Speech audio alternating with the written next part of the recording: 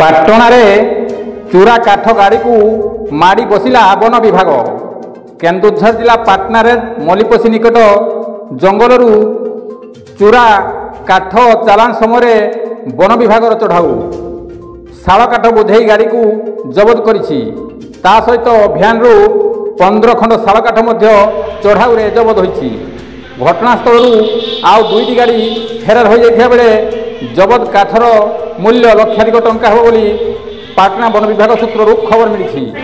ତେବେ ପାଟଣା ଅଞ୍ଚଳରୁ ଦୈନିକ ଟ୍ରିପ୍ ଚୂରା ଗଛ ବାହାରକୁ ଚାଲାଣ ହେଉଛି, ହେଲେ ବନ ବିଭାଗ ଏଥିରେ ଧରିବାରେ ସଫଳ ହେଉନାହାନ୍ତି। ଗୋବିନ୍ଦ ରାଉତଙ୍କ ରିପୋର୍ଟ, କେଡି ନ୍ୟୁଜ୍ ଓଡ଼ିଆ।